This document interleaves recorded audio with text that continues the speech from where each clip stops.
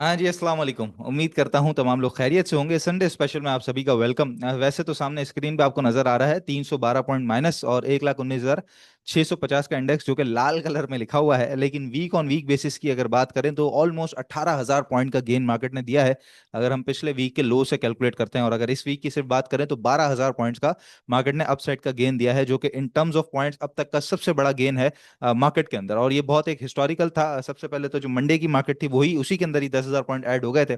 और एक ब्रेकआउट की सिचुएशन अब बन गई है, क्योंकि ये जो इंपॉर्टेंट नंबर है 1,19,400 का जो था, उससे ऊपर मार्केट बंद हुई है। और जिस तरीके से मैं टेक्निकल चार्ट्स को फॉलो कर रहा हूँ, जिस तरीके से मैं चार्ट्स को देख रहा हूँ, बिल्कुल एग्जैक्ट सामने सामने नजर आ रहा है कि मार्केट ब्रेकआउट के लिए बिल्कुल तैयार खड़ी है। हाँ, बस एक जो हाई का नंबर है 1,20,700 800 का, सिर्फ हमारे सामने वो है। फिलहाल मार्केट के पास कोई बैरियर, कोई बाउंड्री ऐसी नजर नहीं आती। जुम्मे के दिन की जो सिचुएशन है उसमें पॉइंट कंट्रीब्यूटर्स में ऊपर की तरफ एंग्रो एच, यूबीएल, बैंक अल अबीब, बैंक अल्फला, ये बैंकिंग सेक्टर ज्यादा रहा है। और नीचे की तरफ एफएफसी, लकी और इसके अलावा ऑयल सेक्टर ने कुछ ज्यादा पॉइंट निकाले, जिसमें माड़ी, ओजीडीसी, पीएसओ वगैरह ये सब शामिल थे। अब जुम्मे के हालात हाजरा देख लें तो ये हमारा एक चैनल है जो कि ये करीबन 1,18,300 का जो लो था, यहाँ से जो चलता हुआ आ रहा है सीधा सीधा, उसमें अगर हम देखें सिचुएशन, और ये बुध का जो लो था वहां से हम ये चैनल कर रहे हैं कि जुमेरात को भी मार्केट इसी साइड पर रही और जुम्मे को भी मार्केट इसी तरफ चलते चलते, और मार्केट ने एक हायर हाई तो बनाया, लेकिन उसके बाद मार्केट ने बिल्कुल अपने ऑलमोस्ट लो पे क्लोजिंग दे दी है, जहां पे डबल बॉटम की सिचुएशन है। एक बात इसके अंदर ये है कि यहाँ पे चैनल जो है वो टूटा हुआ है। जुम्मे के दिन मार्केट ने अपना थोड़ा स्ट्रक्चर जो है वो बिगाड़ा है और थोड़े से वॉल्यूम्स प्रॉफिट टेकिंग साइड पर रहे हैं। जो जुमरात की वीडियो है उसके अंदर आपको मैंने बताया था कि स्विचिंग एंड स्वैपिंग करके ही काम करना है। और जुम्मे के दिन देखा हमने कि कितनी फास्ट और कितनी तेजी से स्टॉक्स बदल रहे थे। कभी फार्मा सेक्टर चले तो कभी रिफाइनरी सेक्टर चले, ऑयल सेक्टर गिरे गिरे तो सामने फूड सेक्टर चल जाए। तो बड़ी तेज स्विचिंग एंड स्वैपिंग चल रही थी। ऐसे में आंखों को खुला रखना, दिमाग को तेज रखना, फोकस करके काम करना, ये बहुत ज्यादा इंपॉर्टेंट है। नहीं तो बस आपके हाथ से मौके निकलते रहेंगे। तो ये सिचुएशन जुम्मे के दिन भी रही। तो ये सारा का सारा जुम्मे का सिनेरियो है। अब बड़ी पिक्चर देख लेते हैं और वीकली की बेसिस पे बात कर लेते हैं कि अब सिनेरियो बनने क्या जा रहा है। डेली चार्ट्स के ऊपर ये हमारी वही पुरानी ट्रेंड लाइन, क्योंकि अब जो सारा सिनेरियो है वो वापस आ चुका, तो हमने आपके सामने ही इस ट्रेंड लाइन को खींचा था। तो ये ट्रेंड लाइन जिसका एक मेन ट्रेंड लाइन है, इससे तो काफी ऊपर मार्केट हमारी ट्रेड कर रही है, ठीक है। दूसरी ये जो ब्लू ट्रेंड लाइन है, इससे भी मार्केट सपोर्ट लेते लेते इससे भी काफी ऊपर की तरफ बंद हुई है। अब पोजीशन क्या है यहाँ पर जो डेली चार्ट्स हैं उसके ऊपर अगर हम रेजिस्टेंस देखें तो जो रेजिस्टेंस लाइन लगी हुई है वो लगी हुई है 1,18,500 की। तो उससे तो करीबन 1,01,000 पॉइंट जो है मार्केट ऊपर की तरफ है, ठीक है। तो ये है सारा सिनेरियो। जो 1,19,400 की मैं बात कर रहा था, वो शॉर्ट ग्राफ्स के ऊपर मैं आपको जरा सिनेरियो बताता हूँ और पोजीशन दिखाता हूँ मार्केट की कि क्या थी और मार्केट क्यों बहुत एक इंपॉर्टेंट लेवल से ऊपर बंद हुई है। ये जो ब्लू लाइन आपको नजर आ रही है, ब्लू ट्रेंड लाइन, ये ब्लू ट्रेंड लाइन बहुत इंपॉर्टेंट है, क्योंकि ये था 1,19,400 का एरिया, ये भी 1,19,400 का एरिया, उसके बाद यहाँ पर आई 1,19,400 का एरिया, फिर मार्केट वापस आई 1,19,400 का एरिया। ये चार दफा मार्केट ने इस एरिया को टकराया है 15 मिनट ग्राफ के ऊपर, एक, दो, तीन और चार। चौथी दफा टकराने के बाद मार्केट इस लेवल से ऊपर गई। इसको जरा कुछ बड़ा कर लेते हैं हम, हमारे सामने पिक्चर क्लियर हो जाएगी। ये बड़ी ट्रेंड लाइन से ऊपर गई, बड़ी सॉरी बड़ी जो रेजिस्टेंस है उससे ऊपर गई, और उसके बाद आप देखें कि 200 पॉइंट इससे ऊपर की क्लोजिंग दे दी है। एक वो एरिया जिसको मार्केट क्रॉस नहीं कर पा रही थी और बार बार मार्केट वहां से टकरा के आ जाती थी। और ये अभी की बात नहीं है, पिछले कई महीनों से, कई हफ्तों से ये सिलसिला चल रहा था। तो उस लेवल को क्रॉस करके मार्केट ने ऊपर की तरफ क्लोजिंग दे दी है, जो कि बहुत ही ज्यादा खुशाइन बात है। तो सबसे पहला पॉइंट तो हमारे पास ये हो गया कि जो एक बड़ा रेजिस्टेंस था उससे ऊपर की हमारी वीकली क्लोजिंग आ गई है, जो कि बहुत ज्यादा इंपॉर्टेंट बात है। डेली चार्ट्स के ऊपर जो इंपॉर्टेंट बात है वो मैंने आपको दिखा दिया कि ट्रेंड लाइन से काफी ज्यादा ऊपर मार्केट ट्रेड कर रही है और अपने ट्रेंड के अंदर है और सीधा ऊपर ट्रेड कर रही है। ये हो गया दूसरा पॉइंट हमारे पास। तीसरा पॉइंट क्या है हमारे सामने, वो भी मैं आपको यहाँ पे दिखाता चलता हूँ कि ये एक जो मार्केट का कंसोलिडेशन बॉक्स था डेली चार्ट्स के ऊपर, अगर यहाँ से यहाँ तक का पूरा पूरा मिला है, तो इस कंसोलिडेशन बॉक्स के अंदर या कह लीजिए कि जो साइडवेज का ट्रेंड था उससे भी ऊपर मार्केट आके ट्रेड कर रही है। ये हो गया तीसरा पॉइंट। तो तीन पॉइंट इस तरह के हैं जो कि बता रहे हैं कि मार्केट का फिलहाल पूरा का पूरा मूड है ऊपर की तरफ जाने का। अब ये ऊपर कितना जाती है वो भी टारगेट हम देख लेते हैं यहाँ पर। जरा इंडेक्स पे टाइम इसीलिए लगा रहा हूं ताकि आगे का सिनेरियो समझ आए, क्योंकि अब ब्रेकआउट का पॉइंट यहाँ पर बन चुका है, ठीक है। अच्छा, मार्केट अगर नीचे भी आती है, पहले नीचे की बात कर लेते हैं। अगर नीचे आती है तो मार्केट के पास सबसे जो इंपॉर्टेंट पॉइंट है वो ये है 1,16,250, जिसके बारे में बार बार बार बार कई वीडियोस के अंदर मैं बात कर चुका हूं, क्योंकि ये बहुत इंपॉर्टेंट एरिया है। मार्केट जब यहां से चलना शुरू हुई थी तो इसी एरिया पे डबल टॉप लगाने के बाद सीधा 105 का बॉटम मारा था मार्केट ने। फिर ऊपर आई थी इसी करीब करीब, फिर नीचे जाने के बाद आप देखें यही 1,16,250 पे टकरा के फिर नीचे चले गई। फिर तीसरी दफा ऊपर आई इसी के करीब करीब से वापस नीचे चले गए। फिर जब ऊपर चले गए तो यहीं पे सपोर्ट लिया, फिर उसके बाद नीचे चले गए, फिर यहाँ पे रेजिस्ट करती रही, फिर ऊपर गए, फिर उसके बाद जब नीचे आई है तो यहाँ पे रेजिस्ट करती रही। और अब जब मार्केट ने 10,000 पॉइंट के ब्रेकआउट के साथ मार्केट ने ऊपर क्लोजिंग दी थी, तो उसके बाद भी आप देखें तो इसी लेवल को मार्केट ने रीटेस्ट किया था। तो 1,16,250 बहुत ज्यादा इंपॉर्टेंट नंबर है। आप राउंड फिगर समझे 1,16,000 का, कि उससे नीचे नीचे का ही हमने समझना है कि अगर उससे नीचे मार्केट बंद हो गई तो तमाम ब्रेकआउट खत्म, मार्केट दोबारा बेरिश ट्रेंड के अंदर चले जाएगी, मतलब वही करेक्टिव मोड, वही साइडवेज, वही सारा सिलसिला चलता रहेगा। लेकिन मार्केट अगर ऊपर की तरफ से नीचे आती भी है, मिसाल के तौर पे थोड़ा बहुत अगर करेक्शन लेती है, आप समझ लीजिए कि बाइंग ऑन डिप का मौका देती है, और अगर नीचे आती है और मार्केट 1,18,000, 1,17,500, 1,17,000 कहीं से भी वापस पलट जाती है, तो वो सीधा सीधा आपके लिए बाइंग ऑन डिप का मौका है।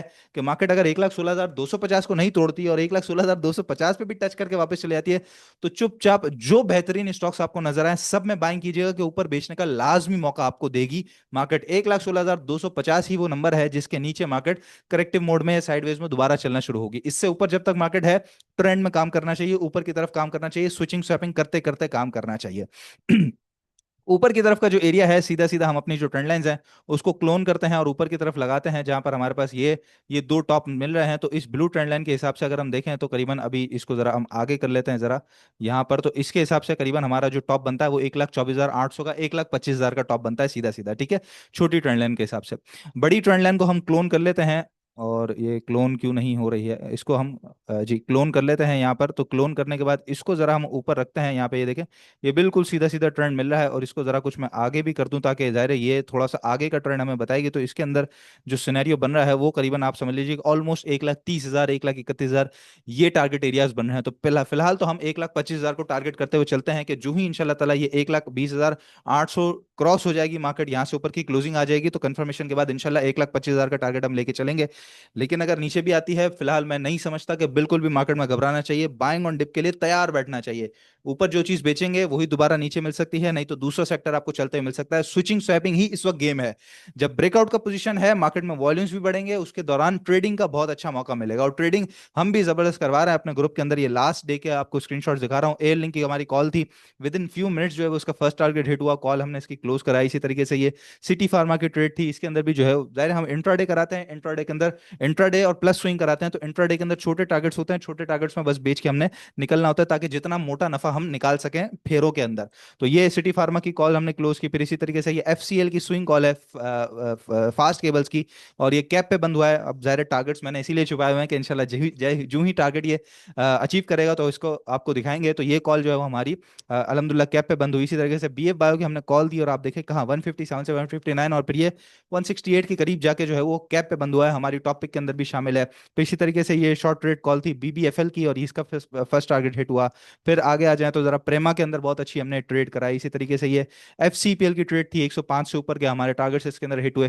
तो अल्हम्दुलिल्लाह कॉल का जो एक सिलसिला है वो हमारे ग्रुप पे बड़ा जबरदस्त चल रहा है, और आपने हमारा ग्रुप ज्वाइन करना है तो नंबर है 03032712 इस नंबर पे जरूर रब्ता कीजिए, तफसीलात एटलीस्ट जरूर लीजिए। ये सुपर सेविंग आपके सामने आ रहा है, चाहे आपने सुपर सेविंग के पैकेजेस लेने हो या फिर आपने सिर्फ व्हाट्सएप ग्रुप के monthly, half yearly, yearly, quarterly packages लेने हो, तमाम के लिए नंबर पर रब्ता लाजमी कीजिएगा। तो अब टेक्निकल सिनेरियो तो मैंने आपको बता दिया, उसके अंदर तीन चार पॉइंट्स हमने देख लिए कि अच्छे तरीके से मार्केट को ब्रेकआउट कंफर्मेशन पे लेके जा रहे हैं।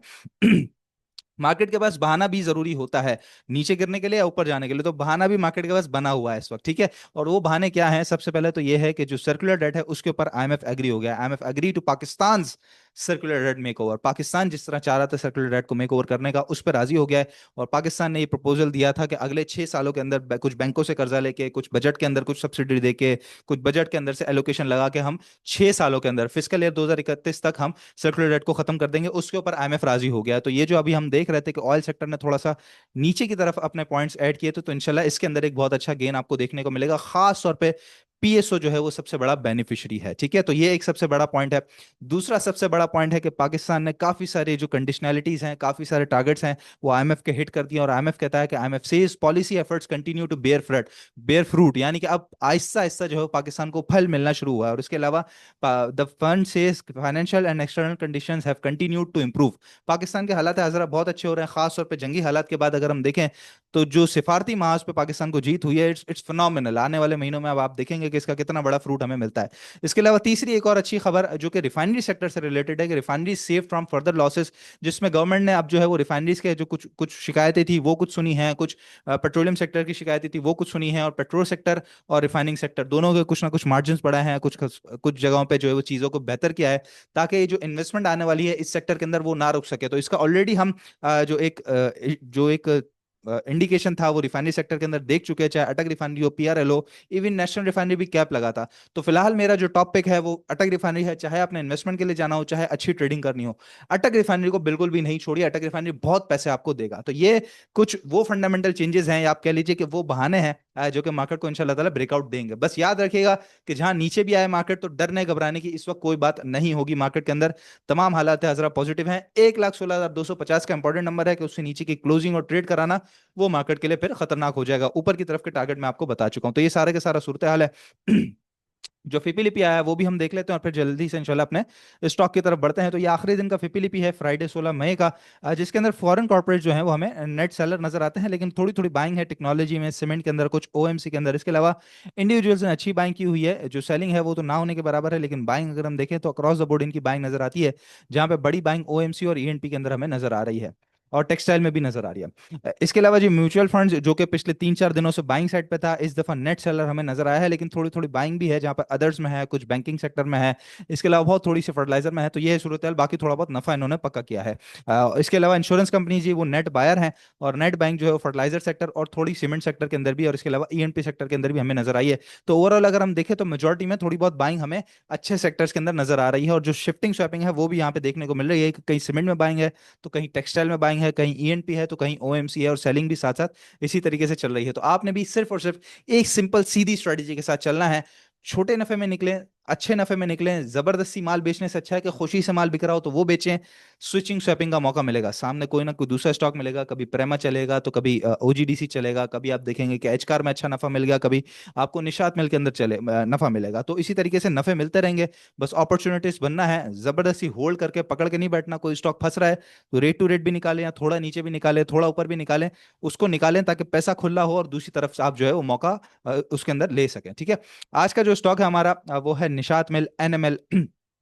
एनएमएल के अंदर सबसे इंपॉर्टेंट चीज तो आप ये आखिरी दिन के वॉल्यूम देख लीजिए, कितने बड़े इसके अंदर वॉल्यूम लगे हैं। और ये आखिरी दिन के जो वॉल्यूम की कैंडल है 7.9 मिलियन, और 80 लाख के करीबन करीबन जो है वो इसके अंदर वॉल्यूम्स बने हैं, जो कि बहुत बड़े वॉल्यूम्स है।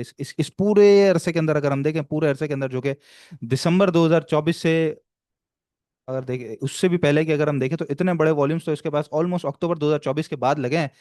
तो अच्छे खासे महीनों के बाद, कोई 7-8 महीने के बाद जो है वो इतने बड़े इसके अंदर वॉल्यूम्स लगे हैं। ठीक है। तो एक तो हो गई सबसे बड़ी बात कि अच्छा खासा बायर इसके अंदर आया था, जो बहुत सारे शेयर लेके चले गया। ठीक है। अच्छा, दूसरी बात यह है कि ये जो हमने इसका चैनल खींचा हुआ है, जो कि इसका बॉटम था 60 रुपए करीब करीब का, ये डबल बॉटम है। तो ये यहाँ से जो हमने चैनल खींचा है, तो बिल्कुल चैनल पे एग्जैक्ट यहाँ पर उसी जगह पे आया जहाँ पर इसका रेजिस्टेंस एरिया है। कि ये 110 के करीब देखा, यहाँ भी टकराया था, फिर उसके बाद ऊपर नीचे आया तो यहाँ पे थोड़ा बहुत सपोर्ट लिया, फिर यहाँ से ऊपर गया तो ये एरिया है, फिर यहीं पे टकराया, उसके बाद फिर यहाँ पे टकराया, फिर अब जो है वो यहीं पे टकरा रहा है। तो 110 जो है वो बहुत एक इंपॉर्टेंट एरिया है। फिलहाल के लिए इसने कोशिश तो की 110 से ऊपर जाने की, 111.5 का हाई भी मारा, 111 रुपये 5 पैसे का। अभी 109 रुपये 50 पैसे पे इसने क्लोजिंग दे दी है। जो ही 110 क्रॉस करे, आप समझ लीजिए 110, 110.50 ये क्रॉस करके खड़ा होकर ट्रेड कराना शुरू करे, लाजमी बाइंग करनी चाहिए। लाजमी बाइंग करनी चाहिए, क्योंकि स्टॉप लॉस बड़ा नजदीक है। 105 से नीचे नीचे का स्टॉप लॉस है। स्टॉप लॉस मैं आपको बता दूं, ये सीधा सीधा इसका स्टॉप लॉस है। ये जो इसने लो लगाया था, बस यही इसका आपका स्टॉप लॉस है। ठीक है। क्योंकि यहाँ पे भी इसके अगर हम देखें तो ये कैंडल्स बनती हैं, तो ये 106 105 से नीचे नीचे का स्टॉप लॉस है, कि वो टूटा तो फिर शायद आपको ये 102 101 100 रुपए यहाँ पर देखने को मिलेगा। ठीक है। स्टॉप लॉस बड़ा नजदीक है। 110 110.50 क्रॉस करके खड़ा हो, लाजमी बाइंग करनी है। ईमा की पोजीशन अगर मैं दिखा दूं, तो ये ईमा 44 से बहुत एक अच्छा सपोर्ट ले रहा है। आप देख रहे हैं ये जो ब्रेकआउट की कैंडल है, यहीं से खुली थी, उसके बाद ऊपर आया है, यहाँ से पिछले 2 दिन से यहीं पे सपोर्ट ले रहा है। ठीक है। तो ईमा 44 का भी बहुत अच्छा सपोर्ट है, और करंट रेजिस्टेंस क्रॉस करेगा जो ही, तो इमीडिएट टारगेट एरिया, मतलब किसी ने फॉरन से लेके फॉरन से बेचना है, तो 115.50 का इमीडिएट टारगेट एरिया है। ठीक है। 1:1 का रेशियो है। लेकिन मैं समझता हूँ उसको कंटिन्यू करना चाहिए 121 तक, और 121 बहुत बड़ा इंपॉर्टेंट एरिया होगा। क्योंकि ये देखें, एक, दो और तीन, तीन टॉप है यहाँ पर, 121 पे तीन टॉप है। इस दफा बढ़ा, और अगर 121 को तोड़ा तो सीधा जो इसका टॉप नजर आता है वो 140 का नजर आता है, जो कि इसका चैनल का टॉप है। ठीक है। निशात मिल्स का चैनल का टॉप है। वैसे तो जाहिर है 127 का इसका रीसेंट हाई था, वहां तक भी जाएगा, लेकिन चैनल का टॉप नजर आता है, क्योंकि बड़ा रेजिस्टेंस एरिया क्रॉस कर देगा। तो मैं समझता हूँ करंट रेट पे जो 110 110.50 क्रॉस करे, लाजमी बाइंग करनी चाहिए। फौरन से लेके बेचना हो 115.50 का रेट है, लेकिन कंटिन्यू कर सकते हैं 121 रुपए तक। उसके बाद बढ़ेगा तो फिर नई बाइंग कर लें या मजीद एडिशन कर लें कि 140 तक आप फिर इसको रैली को एंजॉय करें। स्ट्रिक्ट स्टॉप लॉस 105 रुपए से नीचे नीचे का होना चाहिए एनएमएल के अंदर। बाकी इंशाल्लाह ताला मार्केट के जो हालात है हैं वो आपको इसी तरीके से वीडियोस में अपडेट करते रहते हैं, तो चैनल को जरूर हमारे सब्सक्राइब कर लीजिएगा और डिस्क्रिप्शन बॉक्स को जरूर खोल के देखिएगा कि आपने जो भी सर्विसेज लेनी है उसके लिए तमाम नंबर्स आपको डिस्क्रिप्शन बॉक्स में मिल जाते हैं। इंशाल्लाह ताला नेक्स्ट वीडियो में आप लोगों से मुलाकात होती है। अपना बहुत ख्याल रखिएगा। अल्लाह हाफिज।